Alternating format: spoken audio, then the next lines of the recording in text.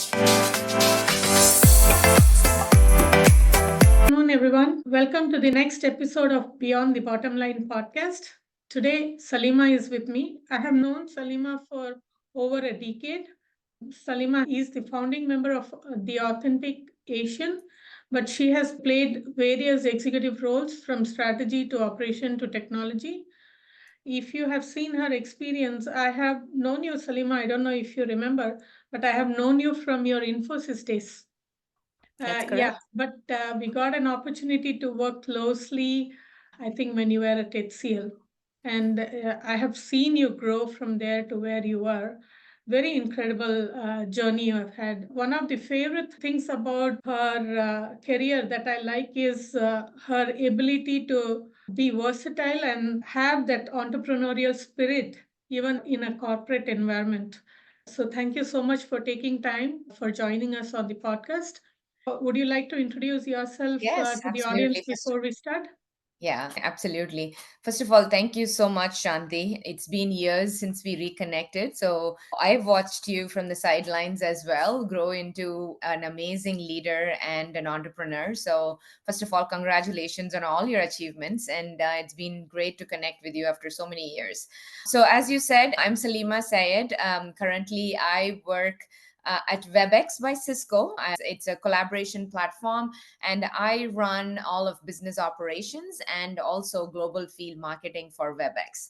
I've been part of Cisco now for last 6 years. I came to Cisco as a part of an acquisition from Duo Security. 28 plus years in the corporate world, still thriving to be in continuing my journey here because like you said, I take every job as a job that comes with every function that goes into a company. So I'm glad to be here. So let's start with your journey. There are very few people who can claim to have taken a company to IPO, who can claim for being part of acquisition, and also coming up with sort of entrepreneurial strategy to take a specific division, especially when you are competing against others in the market. I would like for you to share your journey on how that happened and give us some highlights on each of them.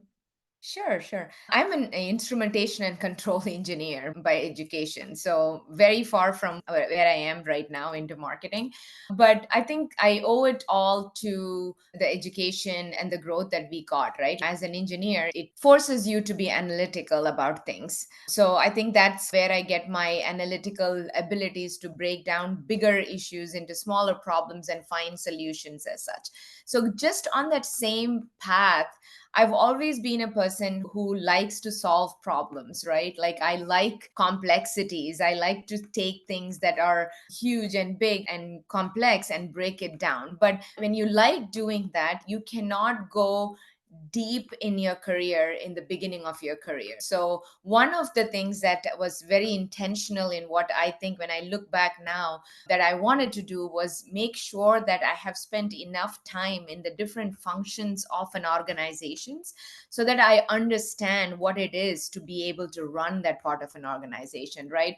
As a cliche, I started my journey as a programmer, like we all do, right? Java programs and all of that, right? So I've been there, done that, run projects that are required to be in the middle of programming. But very quickly, I realized that is not where my heart was. I love technology. It's bread and butter of what we do, but I wanted to go beyond that to understand, okay, what is sales, what does being part of operations mean, what does being part of sales mean? And because of what I was passionate, anything I did, I wanted to learn more and grow and be competitive in it. So that led me to explore, but I think at the same time very lucky to have had mentors and sponsors in my life who took that chance to, okay, you're a programmer, but I'll give you a job as a salesperson. It's fine, come into the industry and try to sell because you're able to talk about it. And then I moved into operations, and when you're in sales operations especially, you're able to understand the problems of sales, right? Like You're not going in front of your sales teams and saying, hey, put in your forecast, put in your opportunities, because you know what it feels like. You have carried the bag, so you understand that. So I think we know each other from McAfee days as well. I ran sales and marketing and partner operations all together. So it really built that for me to go into the next journey of product operations and sales as such. So I think playing that role of understanding the different aspects of a business really helped me to go into an organization when they are small, really looking at the end to end, I like to call it lead to cash process, and then identifying where is it that we need to strengthen, where are the gaps, where are the opportunities to grow, and then take them prep to go to IPO, or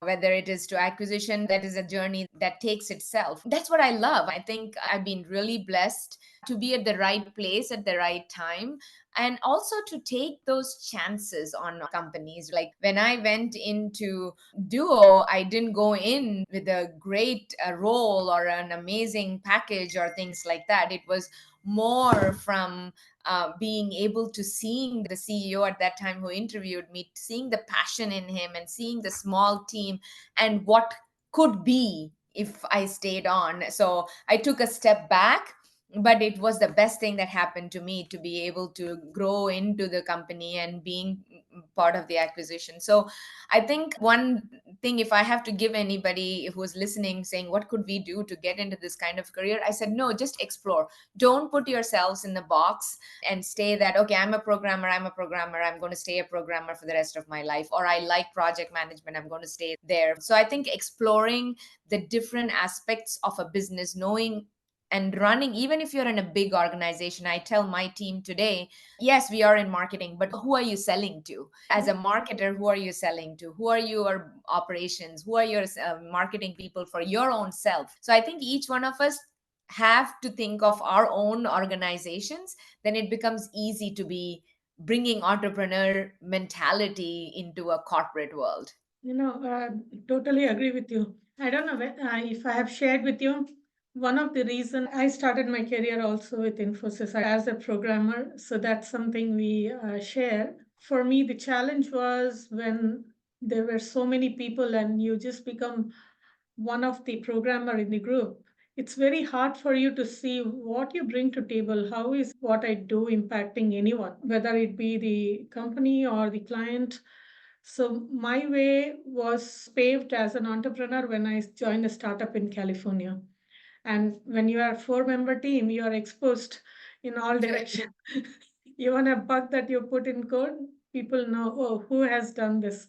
So that brought in a lot of accountability for me. And I still think stepping out and becoming the entrepreneur was the easy way for me. When I see you do as part of corporate world, that is a much different scale to be able to navigate that, right? Because more often than not, you get slapped. Oh, stick in your lane, do this.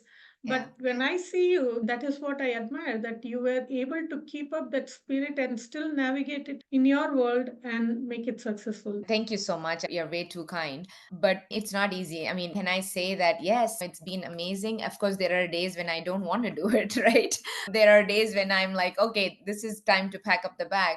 But I think that one of the things that I really value, and I think if anything in my career that I want to take as, is I love building a team from the scratch.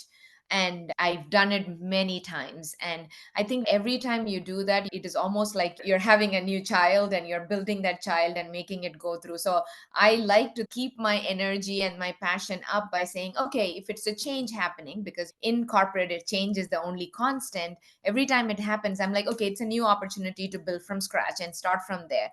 But you also think, oh my God, I just got to get everything set and I'm getting comfortable. But when I get comfortable, I start feeling the itch again, right? So I think it is important to, one, understand and be very clear on what is it that in your toolbox that drives you.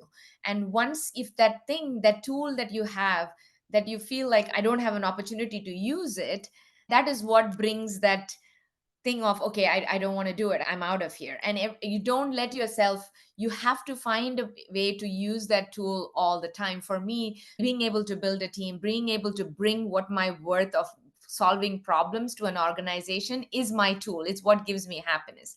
And if I cannot do that anymore in a place, then it's time to, pack my toolbox and head out. So I think when I interview people also, I ask them, like, what is it, that one tool in your toolbox that if you don't use, you don't want to be? Because then I need to make sure that is what keeps them going, right? So that is a default question that I ask people when they want to come into the team, because as a leader, I want to make sure that I'm giving them that opportunity to use that tool. Yeah, very important. If there are some young listeners out there, I think it's very important for them to know what drives them.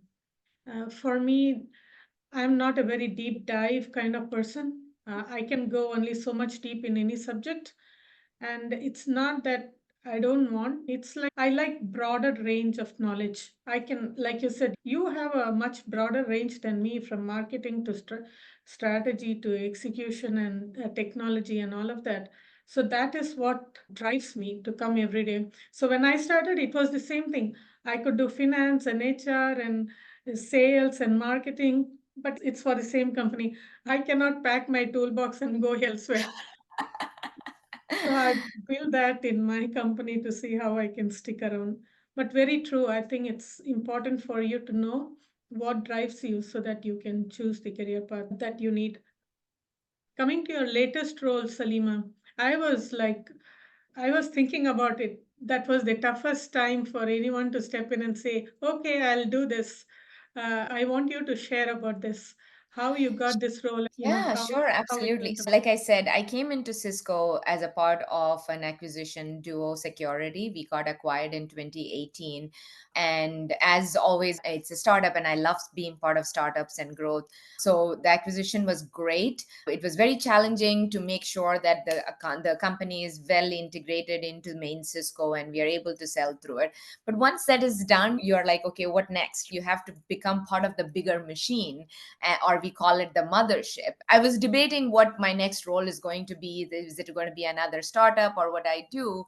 But like I said, right place, right time. I was tapped to work on a huge program to build SaaS tools and processes for Cisco. Cisco has been on this great journey of moving towards more software organization, moving from a hardware. So it was perfect. You have a best SaaS company like Duo coming in to taking those best practices and building an organization. So that's how I got into the main Cisco for a year.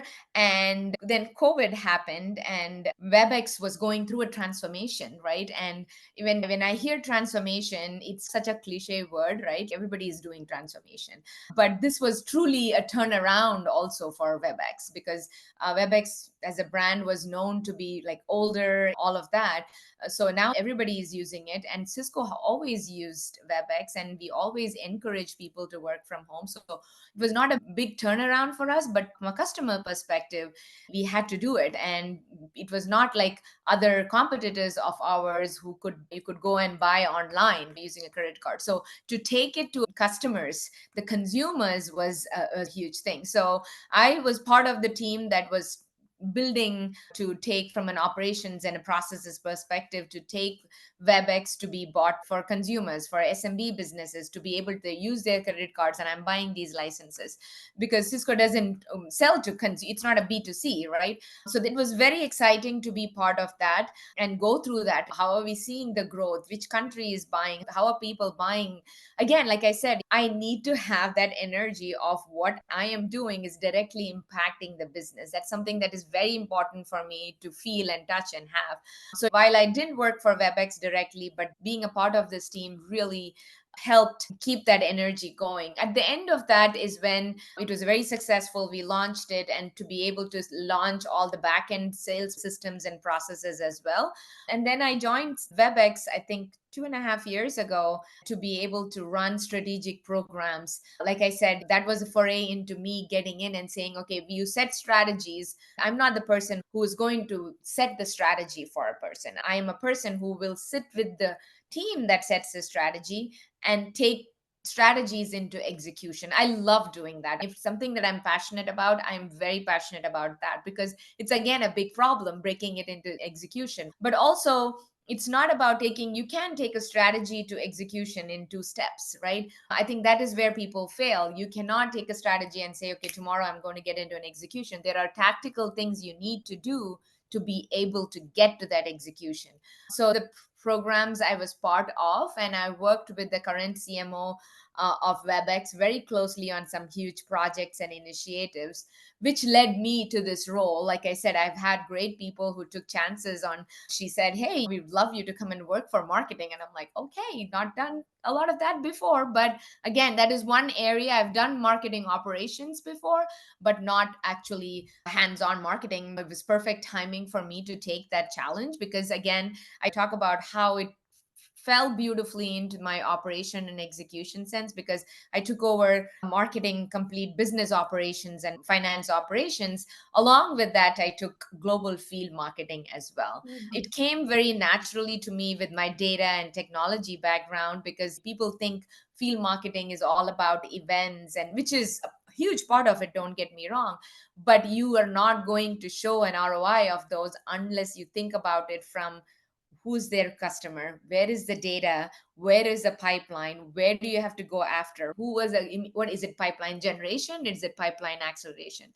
Now I think this is where I go into, it's a very natural way into how these roles play in, and how I'm not making it as a, oh, it's a pure marketing role. It has technology, it has data. So my team, and I think I have a wonderful team which I built from scratch again in the last year and a half, and we look at field marketing as a data science versus actually event. It has been a great journey because you're constantly challenged, right? You're always on your toes in terms of your competition and what they are trying to do.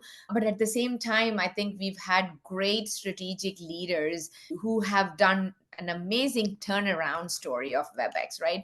In the last 20 years of 25 years of my career, I've been part of some huge transformation stories, right? Many transformation stories of startup to IPO, or startup to acquisitions, and all of that, or reverse acquisitions, all of that, right? But I have not been part of turnaround stories. So that was when I came into Webex. That is what I wanted. I know the product is amazing. It's a great team now. We've got a great name in the market. 2 years ago, when I took my team, like, oh, are you doing Webex? Are you sure? I was like, no, I want to be part of a turnaround story. And I'm very glad that I've got the chance and the seat at the table to be able to be part of it. Very impressive. And yeah, we all knew Cisco as only B2B.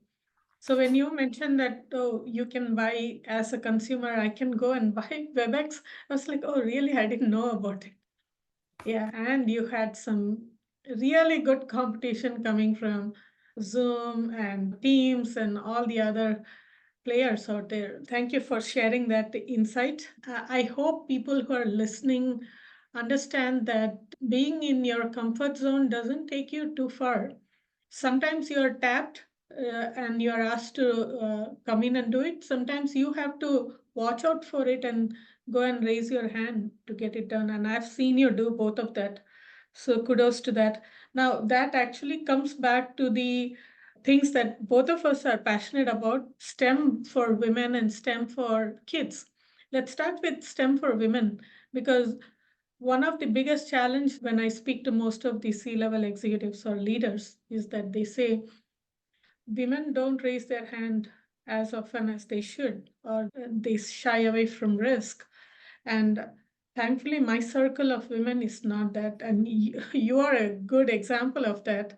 Please share more about what your thoughts are on this topic and Yeah, how I you think, think you would like for women in tech to yeah, think about their absolutely. career. This is one of the very, very close to my heart, because I come from a very conservative family. I'm the first woman to break the cycle and get into an engineering degree and to get to where I am. And I'm very thankful and blessed to have parents who believed in me and gave me that opportunity to break the ceiling as well.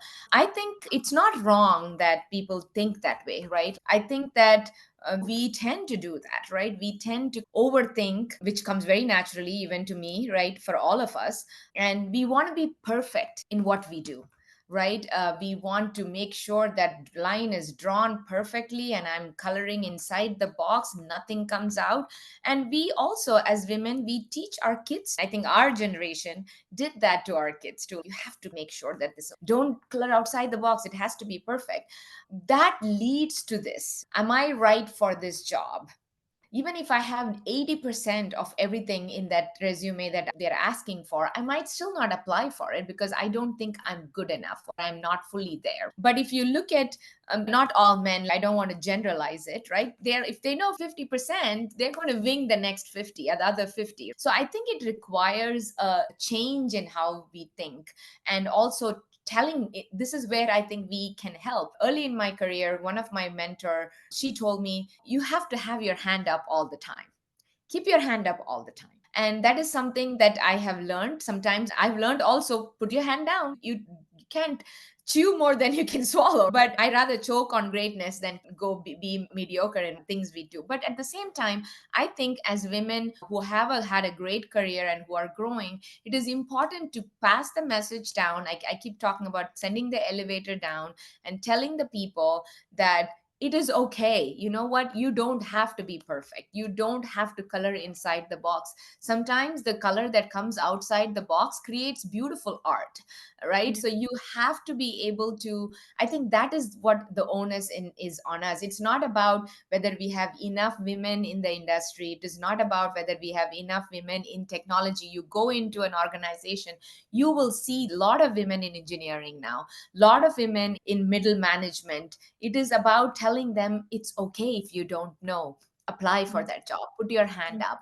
and learn it on the job, and equip yourself to be able to learn this on the job and present yourself so that you can get there. I think that's what it is. You have to be able to say, I know it, I can do it, and believe in yourself. It's hard as moms and sisters and women in general. We want to be the best in what we do, so we undersell ourselves a little bit. So I think that is the biggest thing. So it's important because it really changes the equity of a family completely. When a woman grows, when the kids see that they are growing as a part of their career, there's a lot more that the kids watch with their moms versus their dads too. Both of them are equally important, don't get me wrong, but I think that is where it is. They don't put their hand up. There is truth in it because of the fact that they don't think they have enough experience. But you have to. It's okay if you know 60%. Put your hand up. Yeah, I think it is okay to fail. It is absolutely, but it is more important to try and fail rather than not try it at all. I So, think I've learned a lot more in my failures than my success. yeah, Yes, it is hard when you think of what is your biggest failing. There have been things that I have not made a bet and not worked that way, but I have learned so many things in that journey, whether it is a personal life, whether it is professional life. That's the best thing that could have yeah, happened to me. When you look at it, when you're going through it, it probably is not, right? But when you look back at it, definitely that's the best thing. And I think you mentioned STEM in kids. That is another one that I'm hoping at some point in my life and career I spend more time in that, because I think STEM education, it's now become such a huge cliche. STEM, STEAM, you'll find so many different aspects of it. It literally changes the course of an entire family, right? Like in my family itself, I'm from India. There have been my family, far relatives, whose one child who's broken that cycle and gone into the technology has changed the entire family's equity, right? So I think that is something that I hold really close to my heart, because my dad is an engineer from a long time ago, and he broke that cycle. He has a huge family. He made sure he brought that education of being an engineer into his family and his siblings, and really changed the face of his family. And I think that is something that is I'm very passionate about, and I really want to spend time on it as I get towards the later part of my years. But that is something that I'm constantly keeping my eyes on, that goal, on my mission of what my purpose is. And I think that is my purpose. yeah, I agree. It's not just the family, if you think about it, Salima, it's the country or the community as well. I Yeah. mean, I keep telling kids, countries don't become superpower because they are just good in art alone. They become superpower because of the advancement that they have in science and technology and everything else. along with the arts. So it's very important to have that differentiator, whether it is your own family or whether it is for your country. It's Exactly. good field to go in. And these days there is so much of overlap between all these fields. It Yeah. becomes imperative that you need some amount of technology or science in your background. And it's not hard. I think somewhere we started sending the wrong message that science is hard, math is hard. I think if you can do other things, you just have to Yeah. be I open to think I it. think it's not about being hard. I think it is about finding the way it has been portrayed to the people, right? Like science does not mean it's robotics, right? Find girls moving away from STEM education and robotics and all of that because it's not being presented in a way that can, and they've also not seen representation, right? When you get a kid to go to a STEM club or a robotics club, you are surrounded by male teachers and you're not seeing representation, you're not being taught in that way. So I think that's something that is definitely missing in the industry. Thank you. I would like to close by asking, where do you see yourself, Salima? Where do you see your journey take you next? I mean, Oh, I'm it's a great question. I wish I had a crystal ball for sure. One thing that I know is that the fire in me is hard to put out. So I know that I am going to continue on this journey of making things my own and bringing the value of what I need to do, valuable work, and bring the worth of what we do. Technology, kids, education is where I see myself in the 5 to 10 years. Again, sports and technology and kids are something you see a Venn diagram of things that I am extreme. Like you put me in front of any sports and I'll watch it. And you give me any problem to solve. So I like to think of myself as still very early in my career because I feel like 25 years I have done what I needed to do. I'm an empty nester now too, right? So right now I'm figuring it out, right? I'm trying to not let any other variables call the shots versus yes, me calling the shots. I'm not going to be like, oh, I need to do this because I need to do that. No, it's yeah, because I want to. This is my purpose. So I feel my journey in the next 5, 10 years is going to be something that is going to fill my cup and really give me the joy. I've been on this journey of finding joy because I grew up with my grandparents running around and all of that. When I think of joy, that is where my heart and soul goes to. That is joy. And I'm trying to figure out what is it that as I grow older, where can I find joy? So I think that is where you're going to see me in probably 5, 10 years. very nice, very nice. I think it's very important to enjoy the journey. Yep. Destination is very important for direction, but the journey you need to enjoy, whether it's up Yes, and down or whatever. But absolutely. yeah, thank you so much, Salima. Thank It you was so much. really good talking to you. Appreciate you taking time and coming on this podcast, which is why I think Beyond the Bottom Line is what we call this, because we want to explore what else Yes. day to day is there, but what else drives each one of us.